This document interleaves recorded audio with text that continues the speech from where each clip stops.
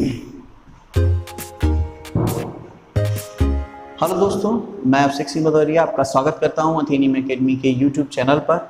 और हम लोग आज अपने स्टार्ट करने वाले हैं अपनी रसायन विज्ञान का महत्वपूर्ण टॉपिक।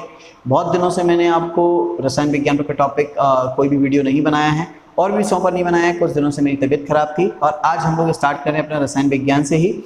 और रसायन विज्ञान के एक महत्वपूर्ण टॉपिक जो हम लोग स्टार्ट आज करने वाले हैं वो है हमारा आवर्त सारणी, यानी कि क्लासिफिकेशन ऑफ पीरियडिक, यानी कि आवर्त तत्वों का वर्गीकरण।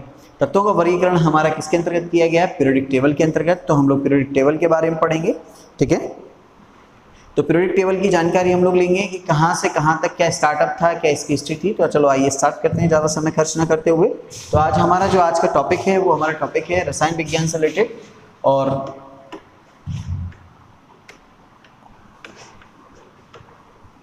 रसायन विज्ञान, और इसका हम एक इम्पॉर्टेंट टॉपिक स्टार्ट कर रहे हैं और इसका पूरा लेक्चर हम अपने लगभग हमारे 7-8 वीडियो में हम इस पूरी पीरियडिक टेबल को पढ़ेंगे। क्या इसका इतिहास है, तो ये स्टार्ट करते हैं, ठीक है, चलते हैं।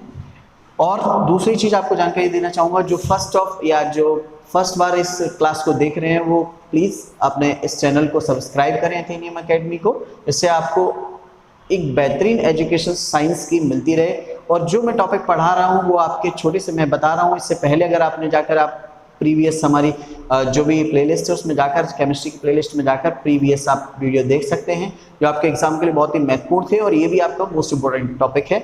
इसमें रिलेटेड भी आप पूरा एक एग्जाम जो आपका NTPC है या आपके बड़े बड़े एग्जाम्स में हैं जिनमें भी आता है। और अगर हम बात करें कि अपनी मध्य प्रदेश सरकार द्वारा एक एग्जाम और अनाउंसमेंट किया गया जेल पैरी का, उससे रिलेटेड जो भी केमिस्ट्री आपको चाहिए होगी वो सारा कुछ आपको इसमें मिल जाएगा। सभी ऑल ओवर एग्जाम्स के लिए हम लोग पढ़ रहे हैं।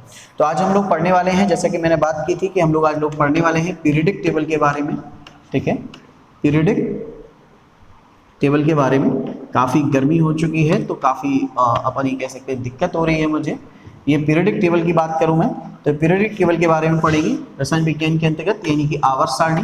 और आवर्त सारणी की अगर हम बात करें, आवर्त सारणी की अगर हम लोग बात करें तो आवर्त सारणी में किस चीज़ के बारे में बताया गया है? तो आप लोगों को पता है कि आवर्त सारणी के अंतर्गत क्लासिफिकेशन ऑफ एलिमेंट, है ना, हम ये कह सकते हैं तत्वों का क्या किया गया है? तत्वों का वर्गीकरण, तत्वों का वर्गीकरण किया गया है, ठीक है। अगर हम बात करें तो तत्वों का क्या किया गया है? वर्गीकरण किया गया है, ठीक है। तो तत्वों के वर्गीकरण के बारे में हम पढ़ते हैं, ठीक है। चलो तो स्टार्ट करते हैं। तो सबसे पहले आप लोगों को पता होगा, जैसे हम बात करें कि सबसे पहले ऐसा कौन सा विद्वान हुआ जिसने सबसे पहले जो भी हमारे एलिमेंट्स थे, तो अगर हम बात करें तो सबसे पहले हम प्रीवियस कुछ लेक्चर से रिलेटेड पॉइंट ऑफ व्यू देखते हैं। तो हम सबसे पहले बात करें कि हमें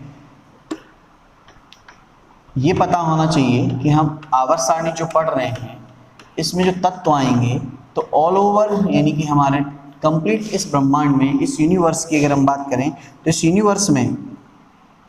यूनिवर्स के अंदर हमें कितने तत्वों के बारे में बताया गया। तो वर्तमान समय की स्थिति के अनुसार हम लोग जानते हैं, हमारे विद्वानों के अनुसार हमें बताया गया कि टोटल नंबर ऑफ एलिमेंट्स कितने होते हैं? 118 तत्व होते हैं। लेकिन अगर हम बात करें कि कुछ एक हमारी जो बुक्स हैं वो बताती हैं कि 119 तत्वों के बारे में पता लगाया जा चुका है। तो क्या जो हमारे विद्वान थे जिन्होंने ये प्रारंभ किया था, क्या उन्होंने स्टार्टअप से ही, पहले से ही इतने सारे तत्व हमारी पृथ्वी पर उपलब्ध थे कि धीमे धीमे इनकी खोज हुई? तो वो एक क्रम से हम लोग समझने वाले हैं, ठीक है। तो देखते हैं फटाफट से, ज़्यादा समय नष्ट करते हुए अब चलते हैं, क्विकली देखें क्योंकि बहुत लेंथी वीडियो हो जाने पर बच्चे देखते नहीं हैं। तो पहला पॉइंट हमारा ये है कि सबसे पहले यहाँ हम बात कर रहे हैं, अगर हम बात करें तो हम लोग इतिहास पढ़ रहे हैं किसका?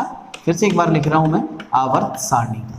तो सबसे पहले किसने हमें इसके बारे में बताया? तो हमारे एक साइंटिस्ट हुए जिनका नाम था प्राउट, जिसे कहा जाता है प्राउट की परिकल्पना, क्योंकि भाई वो उनकी एक परिकल्पना का मतलब यहाँ एक इमेजिनरी फॉर्मेशन था उनका, ठीक है, जो उन्होंने कब बताया था? 1815 में अगर हम बात करें, ठीक है। परिकल्पना क्यों है? क्योंकि भाई ये आगे सक्सेस नहीं हुई, हम लोग इसको डिटेल में ही पढ़ेंगे। अभी हम ये जानना चाह रहे हैं कि क्रमशः किसने किस इनके बारे में हमें बताया। फिर इसके बाद एक साइंटिस्ट आए डोवे राइनर, ठीक है, डोवे राइनर, इनके द्वारा 1829 में हमें क्या किया गया, तत्वों के वर्गीकरण के बारे में बताया गया और आवर्त सारणी का जो स्रोत है वो यहाँ से मिला। ठीक है, फिर इसके बाद आए आपके साइंटिस्ट जिनका नाम था न्यूलैंड का अष्टक नियम। ठीक है, अष्टक नियम, अष्टक नियम 2 होते हैं, मैं अभी बात करूंगा उसकी जब इस पे पहुंचेंगे हम लोग। 1863 में इन्होंने बताया। ठीक है, फिर इसके बाद हमारे जो फोर्थ साइंटिस्ट आए जिनका नाम था लोथर मेयर। फोर्थ, मैं सभी साइंटिस्टों के बारे में आपको जनरल बता रहा हूँ, ये हिस्ट्री है। लोथर मेयर का वक्र, ठीक है, ये इससे जाना जाता है वक्र, इन्होंने 1869 में दिया था। फिर आपका हम अगले साइंटिस्ट के बारे में बात करते हैं जिनका नाम है मेंडलीफ की आवर्त सारणी। इन्हें आपको पता है इन्हें क्या कहा जाता है, इन्हें आवर्त सारणी के जनक कहा जाता है, आवर्त नियम का जनक कहा जाता है। इसके बारे में भी हम डिटेल पढ़ेंगे। मेंडलीफ की आवर्त सारणी, ठीक है, ये इन्होंने कब दी, ये इन्होंने दी 1869। तो हम लोग वो पढ़ेंगे, ये तो हम टोटल फर्स्ट से लेकर लास्ट तक के सारे जानेंगे किन किन लोगों ने इसके बारे में बताया, आवर्त सारणी के बारे में बोला या समझाया। लेकिन हम लोग है ना उन्हीं नियमों को पढ़ेंगे जो हमारे एग्जाम के लिए इंपॉर्टेंट है। ठीक है, तो आगे हम देखते हैं। अगला हमारा है मोसले ने इसके बाद में क्या किया, या हम 6 पॉइंट अगले इसके आप इसके स्क्रीनशॉट ले सकते हैं। नेक्स्ट हम अगली उस पर लिखने वाले हैं। तो अगला हम देखें, हमारा जो 6 पॉइंट है ये हम बात करें, 6 पॉइंट है। इसके बाद में हमारे जो विद्वान आए जिनका नाम था मोसले का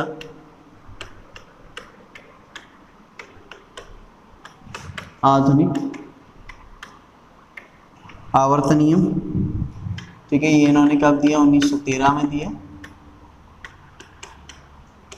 1913 में इनके द्वारा दिया गया। ठीक है, और फिर उसके बाद में आधुनिक आवर्त सारणी, लास्ट हमारा जिसे आज हम देखते हैं वो हमारी क्या कही जाती है, आधुनिक आवर्त सारणी 18 कॉलम वाली। ये इसको हम पढ़ते हैं प्रॉपरली। ठीक है, और उसके बाद में हमें पता चलता है कि कौन कौन से एलिमेंट हैं और उनको कहाँ कहाँ रखा गया। तो ये सारे नियम थे जो आवर्त सारणी से रिलेटेड बनाए गए, और इनमें से कौन से सक्सेस हुए, किसने क्या दिया, क्या नियम समझाया। तो चलते हैं फटाफट से देखते हैं। ठीक है, तो सबसे पहले हम लोग देखते हैं, आप इसके स्क्रीनशॉट ले सकते हैं। इसके बाद में हम लोग देखते हैं पहला, तो प्राउड की परिकल्पना क्या थी। जैसे कि पहला आप लोगों ने समझा, मैंने बताया आपको कि पहला पॉइंट था आपका प्राउड की परिकल्पना।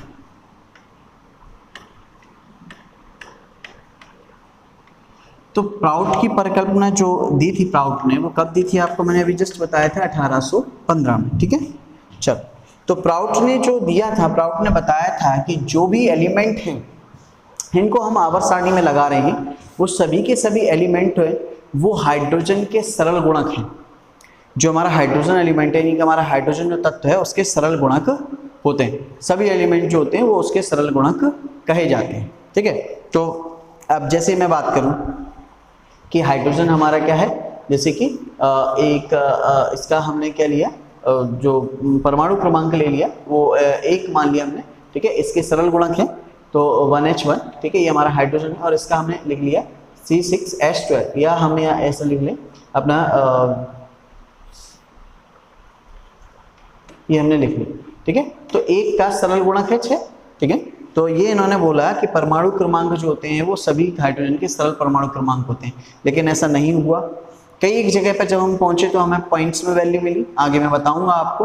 तो पॉइंट्स में जो हमें वैल्यू मिली वो पॉइंट्स में थी जो हम कह सकते हैं हाइड्रोजन के परमाणु क्रमांक का सरल गुणक नहीं थी। तो इनकी ये परिकल्पना यहाँ क्या हो गई, गलत हो गई। ठीक है, इसके बाद जो विद्वान हमारे आए उनको हम जरा अच्छे से पढ़ेंगे, क्योंकि भाई वो हमारे एग्जाम में पूछ लिए जाते हैं। ठीक है, तो हम ये कह सकते हैं पहला एक प्रॉपरली एफर्ट जो लगाया गया, पहला यही थे, बट एक हम ये कह सकते हैं सही एफर्ट, सही तरीके से एफर्ट किसने लगाया, आवर्त, या हम कह सकते हैं तत्वों को वर्गीकरण करने के लिए। तो अपन ये कह सकते हैं फर्स्ट एफर्ट जो लगाया गया है, यानी कि हम ये कह सकते हैं पहली भरपूर कोशिश जो की गई वो किसके द्वारा की गई, वो कही गई डोवे राइनर। हम लोग डोवे राइनर की जगह पे डोवे रीनर भी लिखा होता है, डोवे रीनर। ठीक है, तो हमने अभी आपको बताया था कि 1817-1818 ये NCERT का अपन ये कह सकते हैं टाइम है कि इतने से इतने के बीच में इन्होंने एक नियम दिया था, और डोवे रीनर बोले, डोवे राइनर भी मैंने नाम लिखा था इससे पहले आपको बताया था। तो इन्होंने एक नियम दिया था जिसे ट्रिपलेट लॉ कहते हैं अपन लोग। ट्रिपलेट लॉ का मतलब क्या होता है, ट्रिपलेट, या इसको हिंदी में बोला जाता है, इसको हिंदी में बोला जाता है त्रिक नियम। त्रिक नियम, ये नियम कहा जाता है इसको, त्रिक नियम कहते हैं। क्या कहते हैं इसको? त्रिक नियम कहते हैं। नहीं दिखाई दे रहा हो तो मैं फिर से यहाँ लिख देता हूँ क्योंकि कलर थोड़ा सा मिसमैच हो गया। त्रिक नियम, ट्रिपलेट लॉ, ठीक है। तो ट्रिपलेट लॉ है क्या, इसमें क्या होता है कि हम लोग जो भी तत्व होते हैं उन तत्वों के ग्रुप ऑफ तीन तत्व लेकर क्या बनाते हैं, समूह बनाते हैं, समूह बनाते हैं, और उनका समूह बनाते हैं जिनकी हम ये कह सकें, उन तत्वों का समूह बनाते हैं जिनमें गुणधर्म समान हो, जिनके अपन ये कह सकते हैं कैरेक्टरिस्टिक जो विशेषताएं हों वो समान हो। अब कौन कौन से ऐसे एलिमेंट थे डोवे राइनर के द्वारा जो बताया गया, जिनकी क्या थी, अपन ये कह सकते हैं गुणधर्म जिनके समान कहे गए थे, ठीक है। तो एलिमेंट्स जो तीन के ग्रुप लिए किस आधार पर लिए, तो मैं इसको यहाँ पर है ना थोड़ा सा इस साइड में लिख देता हूँ आप लोगों को जिससे दिखाई दे। तो यहाँ मैं बता रहा था किन तत्वों के तीन तत्वों के समूह बनाते हैं, और इन तीन तत्वों के समूह बनाते हैं जिनके गुणधर्म कैरेक्टरिस्टिक क्या हो, गुणधर्म समान हो, ठीक है। तो उन एलिमेंट्स के हम लोग क्या करते हैं, ग्रुप बनाते हैं। किसने बनाया, ये डोवे राइनर ने बनाया। अब जैसे कि एग्जांपल ले लेते हैं, एक एग्जांपल लेने के लिए जगह बची हुई है, चलो देख लेते हैं। जैसे कि एग्जांपल में मैंने ले लिया lithium, sodium, potassium, lithium, sodium और पोटेशियम, ठीक है। एक एग्जांपल ले लिया मैंने, यहाँ पे आप लोग देखें, ठीक है। तो ये पहला नियम था कि इनके गुणधर्म समान है, ये पहला पॉइंट था, ठीक है। दूसरा इनके सिद्धांत का नियम ये था, अपन जैसे बात करें दूसरे इनके सिद्धांत का जो पॉइंट ऑफ व्यू था वो ये था कि जैसे क्या बोलूँ मैं, हाँ, दूसरा इनका ये नियम था कि पहले और तीसरा जो एलिमेंट था, यानी कि आपका फर्स्ट एंड थर्ड, ये फर्स्ट और ये थर्ड है, ये पहला और तीसरे जो है इन तत्वों का जो आप है ना अपन ये कह सकते हैं कि इनका अगर हम क्या जोड़ें, परमाणु भार जोड़ें, तो इनका जुड़कर तीसरा जो बीच में होता है उसका औसत मान, जो इन दोनों का औसत निकालें तो बीच का मान निकल कर आ जाता है। जो एलिमेंट होते हैं इनका अगर हम परमाणु अपन ये कह सकते हैं जोड़ें, तो इन दोनों को जोड़ने पर इस बीच वाले का मान निकल के आ जाता है। जैसे एक एग्जांपल में ले लेते हैं, लिथियम में कितना होता है 7, मैं यहाँ एग्जांपल ले लेता हूँ, लिथियम में कितना होता है 7, और के यानी कि पोटेशियम का हमारा कितना होता है 39, ठीक है। 39 और 7 को हमने जोड़ा कितना होगा 46, 46 में हमने कितने का भाग दिया, 46 में हमने 2 का भाग दिए तो कितना मिला हमें 23, और 23 क्या होता है हमारा सोडियम का। क्लियर, ठीक है। तो बीच वाले तत्व का मान निकल के आ जाता है पहले और आखिरी। दूसरा डोवे राइनर की दूसरी विशेषता है। पहली विशेषता क्या है कि इनके गुणधर्म समान होते हैं, दूसरी विशेषता क्या है, इनके अपन ये कह सकते हैं क्या समान होते हैं, सॉरी, इन दोनों के औसत निकाले जाए तो बीच वाले की वैल्यू निकल के आ जाती है। क्लियर, समझ में आए। और इन्होंने कौन कौन से तत्व लिए थे डोवे राइनर ने, जैसे कि मैं साफ करके आपको फिर से समझाना चाहूँगा, ठीक है, फटाफट से देखने में। तो डोवे राइनर ने कौन सा नियम दिया, ट्रिपलेट लॉ, जिसे हमने कहा त्रिक नियम। और त्रिक नियम का रूल क्या है, त्रिक नियम का एक सिंपल सा रूल है कि इन्होंने बताया lithium, sodium, potassium, calcium, strontium, beryllium, ठीक है, क्लोरीन, ब्रोमीन और आयोडीन, ये इन्होंने क्या किया था, सारणी बनाई थी। यहाँ इन्होंने बोला कि भाई पहले और तीसरे को जोड़ा जाए तो दूसरी वैल्यू जो बीच की वैल्यू है वो निकल के आ जाती है, ठीक है। लेकिन क्या था, अब हर चीज़ का अपवाद होता है। तो हम जैसे बात करें आपके हीलियम, ठीक है, नियॉन, आर्गन, ठीक है, ये आपकी कैसी गैसें हैं, अगर हम बोलें अक्रिय गैसें हैं, इनएक्टिव गैसें हैं, अक्रिय गैसें कहीं जाती हैं, ठीक है। तो उस समय क्या था, इनएक्टिव गैसों की खोज नहीं हुई थी। लॉ ये लग जाता है बट उस समय इनकी खोज ही नहीं हुई थी। तो डोवे राइनर के समय इनकी खोज नहीं हुई थी तो इन पर ये रूल नहीं लगता, ठीक है। उस समय अक्रिय गैसों की खोज नहीं हुई थी अगर हम बात करें। इतना समझ में आया सभी को, ठीक है। चलो अब हम आगे की बात करते हैं कि ये डोवे राइनर के बाद जो हमारा जो नियम था, नेक्स्ट नियम जो था वो किसके द्वारा दिया गया था, दूसरा। तो हमारा दूसरा नियम जो दिया गया था वो न्यूलैंड के द्वारा दिया गया था। न्यूलैंड का क्या बताया था मैंने, अष्टक नियम। अब अष्टक नियम से कुछ समझ में आ रहा होगा, अब मैं बताता हूँ न्यूलैंड का नियम। अब अष्टक नियम क्या है अगर हम ध्यान से समझें तो अष्टक नियम जो है मैंने बोला ना कि ये नियम ही समझाने में हमारे 2 लेक्चर कंप्लीट हो जाएंगे, तो हम फटाफट से न्यूलैंड का अष्टक नियम समझ लें, फिर इसके बाद कल एक प्रॉपर्ली हम मेंडलीफ का आवर्त सारणी का नियम समझेंगे। फटाफट से देखते हैं। तो न्यूलैंड का अष्टक नियम क्या था? जिस तरीके से हमारे जो सुर होते हैं, संगीत के जो सुर होते हैं, अब मैंने जस्ट अभी आपको बताया कि 2 जो अष्टक नियम होते हैं। पहला तो अष्टक नियम न्यूलैंड ने दिया था, न्यूलैंड ने अपना कौन सा नियम दिया था? अष्टक नियम। एक अष्टक नियम और होता है जहां हम परमाणु की बाहरी कक्षा में इलेक्ट्रॉन भरते हैं, तो हमें पता होता है कि परमाणु की बाहरी कक्षा में अधिकतम इलेक्ट्रॉन की संख्या कितनी होती है? 8। मैक्सिमम कितनी होती है? 8 होती है। ठीक है, तो वो अष्टक नियम कहलाता है कि कम से कम उसकी बाहरी कक्षा में कितने इलेक्ट्रॉन होने चाहिए? 8 इलेक्ट्रॉन होने चाहिए कम से कम, मिनिमम है ना, सॉरी मैंने मैक्सिमम बोल दिया था, मिनिमम कितने इलेक्ट्रॉन चाहिए? 8, वो भी अष्टक नियम कहलाता है। ये अष्टक नियम क्या है? ये बताता है कि जो एलिमेंट है, पहला एलिमेंट है और 8वां एलिमेंट है, जिस तरीके से संगीत के सुर में, जैसे कि हम लोग जानते हैं संगीत के सुरों की अगर हम बात करें, इसको ऑक्टल लॉ भी कहते हैं, अष्टक नियम भी कहते हैं इंग्लिश में, अभी मैंने बताया आपको इसको ऑक्टल लॉ भी कहा जाता है। ठीक है, तो संगीत के सुर जो होते हैं, संगीत के सुर की अगर हम बात करें, संगीत के सुर की अगर अपन प्रॉपरली बात करें, संगीत के सुर, तो संगीत का सुर क्या होता है? सा, रे, गा, मा, पा, धा, नी, सा। तो सा से स्टार्ट हुआ, ठीक है, और सा तक गए। तो पहले और 8वें में नियम लग रहा है, पहला और 8वां समान होता है। ठीक उसी तरीके से इनके द्वारा बताया गया कि जो एलिमेंट होते हैं, ठीक है, जैसे यहीं एक एग्जांपल ले लेता हूँ, अपने लिया लिथियम, सोडियम और पोटेशियम। तो इसमें और इसमें कितने का गैप है? 8 का। ठीक है, जैसे हम बात करें कि क्योंकि भाई इसका परमाणु क्रमांक क्या है, जैसे कि हम बात करें, है ना, और इसका क्या है? 11, और इसका क्या है? अपन बात करें 19, तो कितने 8 बाद आ रहे हैं, 8 के बाद आ रहे हैं। ठीक है, और भी एग्जांपल ले लो, जैसे कि अगर हम लोगों ने लिया है बेरिलियम, मैग्नीशियम, ठीक है, कैल्शियम, तो यहाँ हम ले लें कि अगर ये 4 पे, ये 12 पे, ये 20 पे है, तो कितने गैप है इनके अंदर?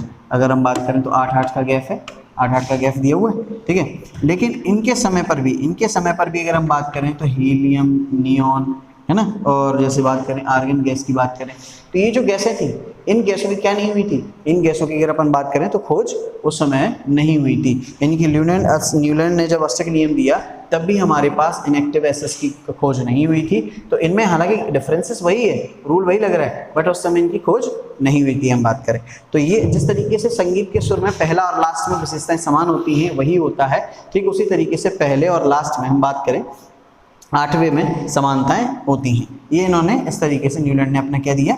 नियम दिया। तो जब न्यूलैंड ने अष्टक नियम दिया था, न्यूलैंड ने अपना अष्टक नियम दिया था, तो उस समय हम बात करें तो उस समय टोटल 56 एलिमेंट्स जो थे उनकी खोज की जा चुकी थी। यानी कि कितने एलिमेंट्स पता थे, कितने की जानकारी थी, कितनी जानकारी में थे तत्व आपके, जानकारी में तत्व थे 56। यानी कि हमें कह सकते हैं कि उस समय नॉन एलिमेंट्स कितने थे आपके? तो नॉन एलिमेंट्स थे अपने 56। क्लियर सभी को इतना? ठीक है, और जिसमें पहला आपका एलिमेंट था, फर्स्ट था आपका हाइड्रोजन, एंड अगर हम बात करें कि 56वां जो नंबर था, 56 नंबर का जो था उसका क्या नाम था आपका? थोरियम। ठीक है, पहला था आपका, पहला जो खोज हुआ था हाइड्रोजन था, और लास्ट 56 उस समय जो था वो हमारा क्या था? थोरियम था। तो इतना आपको ये समझ में आया होगा। अब कंटिन्यूस आपको आवर्त सारणी के प्रॉपरली सारे वीडियो मिलेंगे। ये पहला स्टार्ट किया है जब हमने आपको हिस्ट्री बताई तत्वों के आवर्त सारणी की, और हम नेक्स्ट जो पढ़ेंगे मेंडलीफ का पूरा पढ़ेंगे, और भी विद्वानों के द्वारा जो नियम दिए गए वो पढ़ेंगे आवर्त सारणी में। ठीक है, तो आप ना इस वीडियो को लाइक करें, सब्सक्राइब करें, अपने दोस्तों से करवाएं, जिससे कि हम फटाफट से अपने सब्सक्राइबर गेन करें और लाइव आकर आपको क्लासेस दे सकें। ठीक है, हालांकि लाइव पहुंचने में कुछ, वैसे तो लाइव मैं ले रहा हूं, और मैंने बताया भी, जैसे आपको आपके इससे पहले लेक्चर में आपको अपनी हमारे वीडियो चैनल पर मिलेगा एक, जहां मैंने आपको जानकारी दी कि हम लोग एक लाइव क्लास स्टार्ट करने वाले हैं। जो भी एग्ज़ाम्स हैं, और 1 जुलाई से आपको 25 जून से आपको न्यू लाइव क्लासेस मिलेंगी, जहां मेरी एप्लीकेशंस के द्वारा आप लोग पढ़ सकेंगे, जिसमें कुछ live classes free of cost रहेंगी, कुछ पेड रहेंगी। ठीक है, तो मिलते हैं नेक्स्ट लेक्चर।